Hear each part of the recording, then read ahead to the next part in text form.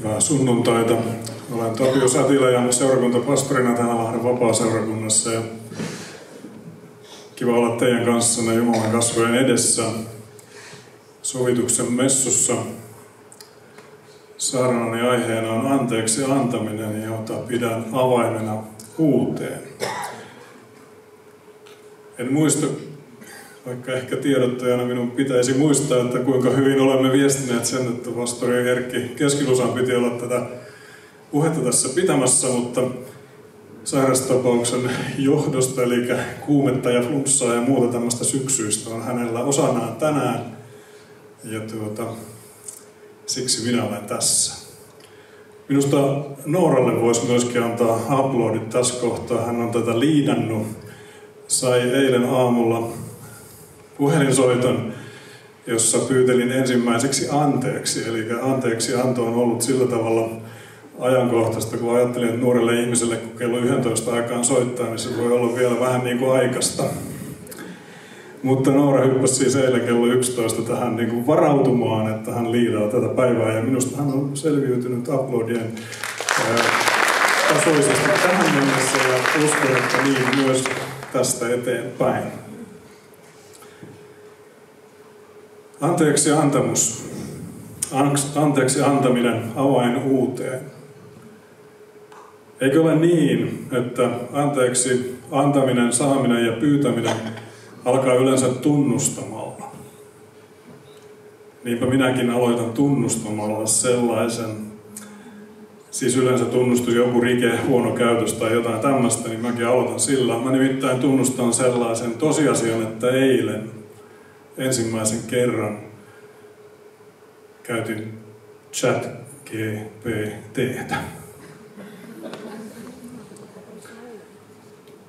Mä heitin sille tämmöisen kysymyksen, mitä on anteeksi antaminen? Ja sain vastaukseksi, että anteeksi antaminen on prosessi, jossa henkilö päättää vapauttaa toisen henkilön tai itsensä syytteestä, vihasta tai katkeruudesta tapahtuneen loukkauksen tai vääryyden jälkeen. Anteeksi antaminen ei tarkoita, että hyväksyisimme tai unohtaisimme tapahtuneen vääryyden, vaan se on ennemmin keino vapautua menneisyyden taakasta ja jatkaa eteenpäin. En tiedä, tarviiko mun tämän pidemmälle jatkaa. No mä kysyin sieltä sitten vielä toisenkin kysymyksen, kun mä ajattelin, että kun kerran on vauhtiin päästy, niin johan nyt pitää, kun se on kuulemma niin intoa tekoälyyn, niin sitten ajattelin kysästä toisen kysymyksen. Mä lisäsin sinne yhden sanan, kristillinen anteeksi antaminen, ja ei vastannut samalla tavalla, vaan vastasi, että kristillinen anteeksi antaminen perustuu kristilliseen uskomukseen ja opetukseen. Kristinusko korostaa Jumalan antamaa anteeksiantoa ja kehottaa seuraajiaan anteeksi antamaan toisilleen. Kristillisen uskon mukaan Jumala on täydellinen anteeksiantaja ja rakastava olento. Jumalan armon ja rakkauden esimerkin innoittamana kristityt pyrkivät seuraamaan Jumalan esimerkkiä ja antamaan anteeksi toisilleen. Jos tuolta nyt on olento-sanan vaihtajas, mutta muutenhan tuo nyt on ihan kohtuullinen kertomus siitä, mitä anteeksi antaminen on. Tämä jatkoi muuten vielä niin, että kristillisessä näkökulmassa anteeksi antaminen nähdään myös osana sovintoa ja uudistumista. Itse olen tästä aivan samaa mieltä. Anteeksi antaminen on oleellinen osa sovintoa ja myös uudistumista.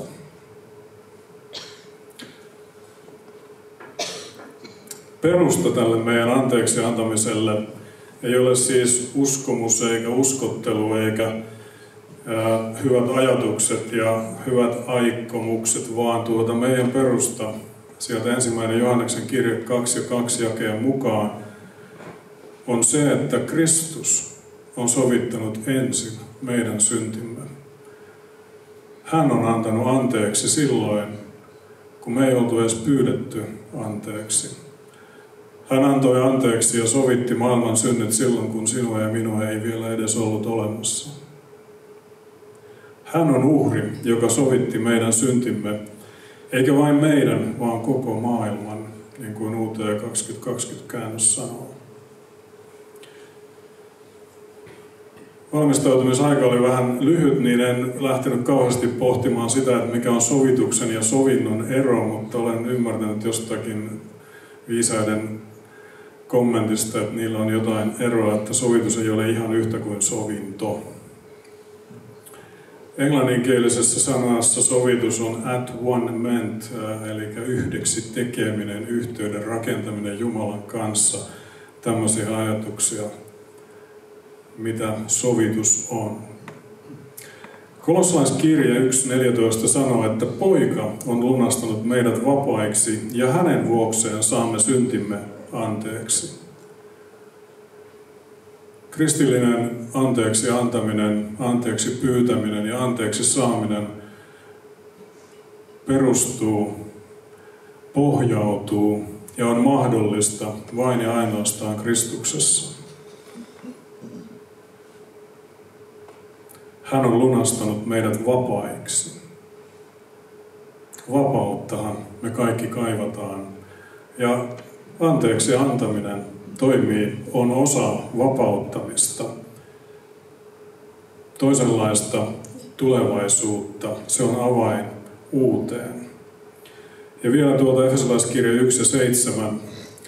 Jeesus on lunastanut meidät vapaiksi verellään. Suuressa hyvyydessään Jumala on antanut meille rikkomuksemme anteeksi. Kun ajatellaan meitä kristittyjä, mitä meillä on tarjota tämän päivän ihmisille, meillä on tarjottavana äärettömän paljon. Anteeksi antamista opetetaan, ja jos tässä on aikaa, niin viittaan siihen vielä myöhemminkin, mitä hyviä vaikutuksia sillä on havaittu olevan olemassa. Mutta väitän, että anteeksi antaminen ilman Kristuksen perustaa, ilman Kristuksen antamaa voimaa ei ole mahdollista ihan pohjille, kun mennään. Jeesus on siis lunastanut meidät vapaiksi verellään. Meidän rikkomuksemme suhteessa häneen on annettu anteeksi. Se on tehty meidän edestämme valmiiksi. Siihen meillä ei ole lisättävää, on vain vastaanotettavaa ja todeksi elettävää. Eli tältä perustalta me muutama kommentti sitten tuohon anteeksi antamiseen. Sanoiko se tekoäly nyt niin, että se on prosessi? Ainakin tuolla ei-kristillisessä anteeksi antamisessa todetaan, että anteeksi antaminen on prosessi. Uskon, että se pitää kyllä kutinsa meille kristityille myöskin, että anteeksi antaminen tänään, niin joskus joutuu asian kanssa kipuilleen, temppuilleen, ajattelemaan, käymään läpi muutaman päivän, viikon, vuoden, joskus vuosia. Luukkaan 13. luku 10.17. Sieltä poimintana tämä on tilanne, jossa Jeesus parantaa naisen sapattina. Tuossa naisen sairaudessa oli kestänyt 18 vuotta. Hänellä oli ollut vaivoja. Hänen selkänsä oli kumartunut, käyristynyt. Hän kulki epänormaalissa asennossa. Aikaa oli kulunut. Saattaa tänään olla meilläkin mielessä asia, jonka haluamme Kristuksen ristin juurelle tuoda, niin olla sellainen, josta on kulunut hetki aikaa. Mutta kun luette tuota Luukkaan kohtaa, niin minun silmään osui erityisesti se, että nähdessään tämän naisen, nähdessään hänet, Jeesus kutsui hänet luokseen ja sanoi.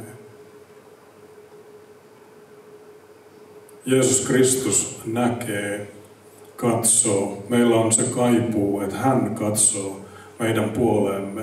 Ei ole ollut hetkeäkään sinun elämässä eikä minun elämässä, jota Jeesus ei olisi nähnyt. Ja ehkä se tuntuu pelottavalta ajatukselta, että Jeesus on nähnyt kaiken sen, missä mä olen kulkenut.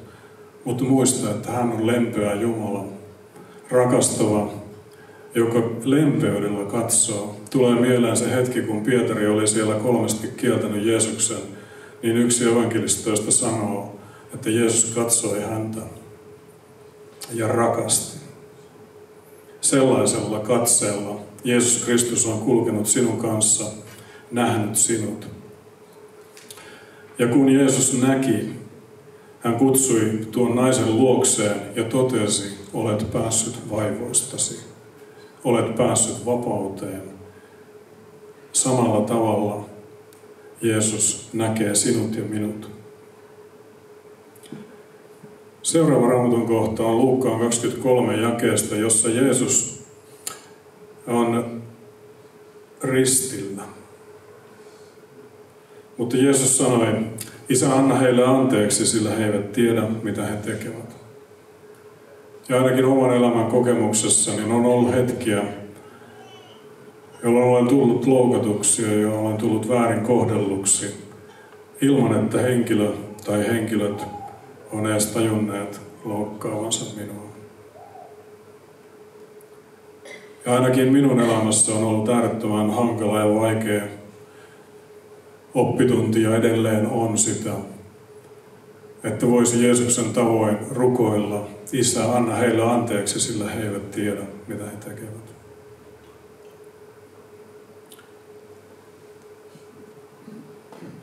On ollut aika opetella antamaan anteeksi. On ollut aika liittyä Jeesuksen kanssa rukoukseen.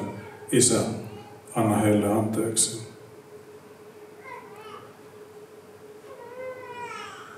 Erityisesti tässä kohtaa tulee mieleen sellainen tilanne, jota en usko, että olen ainut, joka kohtaa sen. On joku tilanne elämässä, ja mä teen siitä tulkinnan, että Ville Oskari tarkoitti tätä minun suhteen.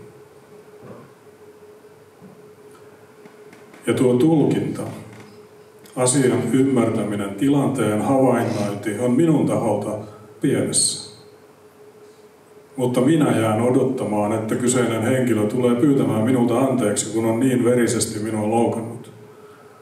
Ja kun asetutte tämän Ville Oskarin asemaan, niin hän ei edes tiedä tehneensä yhtään mitään. Eikä hän voi tilanteelle yhtään mitään, koska kyse on minun tilannearviosta, tilannetulkinnasta, joka on täysin väärä. Ja noissakin hetkissä anteeksi antaminen on mahdollista ja sen tilanteen huomaaminen. Ehkä silloin on kyse lähinnä itselleen anteeksi antamisesta.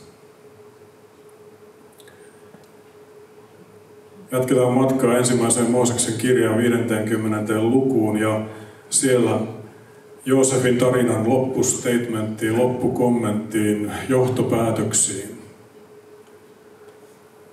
Muistatte hetken, kun Joosef oli ollut pikkasen hankalan elämän taakseen jättänyt. Hänet oli myyty orjaksi, kun ei oltu tapettu ihan vielä siinä vaiheessa. Hänet oli siirretty Egyptiin orjaksi. Siellä hänellä oli monenlaisia elämänvaiheita. Tuli petetyksi, joutui oman selkärankaisuutensa takia lähtemään karkuun, jonka tuloksena hän joutui vankilaan. Ja sitten omat veljet, jotka luulivat Joosefin jo olleen kuollut, tulevat hakemaan ruokaa. Hän jonkin aikaa piilottelee, kunnes paljastaa itsensä, kuka hän on, kun hän oli kerran noussut sellaiseen asemaan, että hän pystyi antamaan ruoka-apua veljilleen. Veljet ehkä ihan aiheesta alkoivat pelätä, että ei hyvänen aika, että nyt kun yhteinen isämme on kuollut, niin nyt on se aika, jolloin Joosef alkaa kostaa meille veljeksille. Ja he kehittivät pläänin, että isä silloin eläessään sanoi, että kun sitten kuolen niin. Ja tähän tilanteeseen Joosef vastaa, te kyllä tarkoititte minulle pahaa, mutta Jumala käänsi sen hyväksi.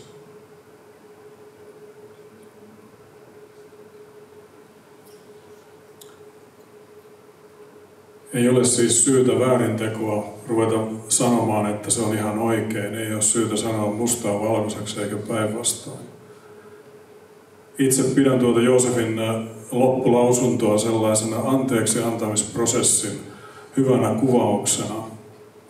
Silloin muistot on jäljellä, mutta muistot ei tee enää kipeää, koska ne on saatu anteeksi. Ne ei ole enää haavoja, jotka kaivetaan uudelleen ja uudelleen auki, vaan ne on parantuneita, ehkä arven jättäneitä asioita.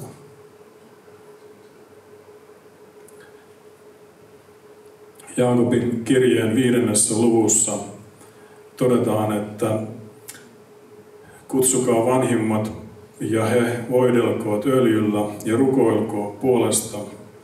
Ja tuo rukous parantaa sairaan. Herra nostaa hänet jalkeille, jos hän on tehnyt syntiä, hän saa sen anteeksi. Eli pohja syntien anteeksi antamukselle on, niin kuin jo sanoin, Jeesuksen Kristuksen sovitustyö ja se, että Jumala antaa ensin anteeksi. Mutta tuo jatkuu tuo Jaakobin kohta jakeella 16, jossa sanotaan, että tunnustakaa siis syntinne toisillenne ja rukoilkaa toistenne puolesta, jotta parantuisitte. Olemme siis saaneet anteeksi Jumalalta. Suhde Jumalaan on palautunut ensimmäisellä anteeksi pyynnöllä, mutta joskus toinen toisilleen tunnustaminen, rikkeiden tunnustaminen, vasta sen jälkeen tapahtuu keskinäinen parantuminen, ihmissuhteiden parantuminen, yhteyden parantuminen. Eli tulemme terveemmiksi ihmisinä. Googleen olen käyttänyt ennenkin Jarille tiedoksi, että ei ollut vain tuo mainittu juttu. Mutta Googlelta kun kysyy, että mitä on anteeksi antaminen, niin tuloksia on noin 25 700 ja kärki, mitkä sieltä nousee, on se, että anteeksi antaminen ja rikkomusten tunnustaminen on hyväksi terveydellemme. Siellä on terveyskirjaston artikkeli ainakin minun hakukoneessa ensimmäisenä. Anteeksi ja hyvä terveys seuraavana. Anteeksianto kannattaa opetella, niin mieli pysyy terveenä. Väitän, että ympäröivä maailmammekin huomaa asioita, tutkii asioita ja tulee oikeisiin johtopäätöksiin. Ja ihan itsekkäistä syistä siis anteeksi pyytäminen, antaminen ja saaminen on hyväksi. Se on minun terveydelle hyvää, sinun terveydelle hyvää. Ja anteeksi antaminen on avain uuteen myös meille yhteisönä. Anteeksi antaminen on valinta. Jos ei tee mitään, minne me mahdamme ajautua silloin? Uskon, että tuo maisema, johon anteeksi antamisen välttäminen johtaa, on katkeruuden maailma. Kitkeryyden, velkomisen maisema. Enkä usko, että se tekee meidän terveydelle hyvää. Mutta Kristuksessa ja anteeksi antamisessa meillä on vapauttava maisema edessämme ja siihen meidän on mahdollista päästä Kristuksen työn tähden. Eikä tarvitse edes yksin mennä, vaan hän on luvannut olla meidän matkakumppanimme, voimanantaja tuossa anteeksi antamisen, saamisen ja pyytämisen matkalla.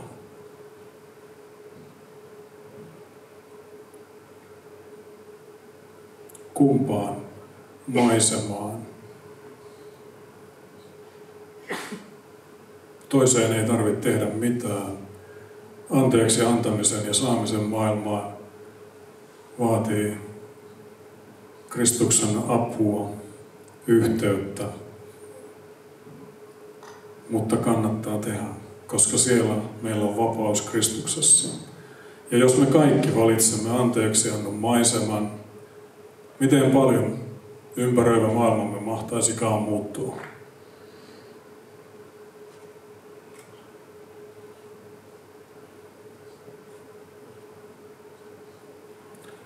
Ja mitä lähemmäksi tulemme toinen toisiamme, sitä enemmän on tarpeen myös anteeksi pyytäminen, anteeksi antaminen ja anteeksi saaminen.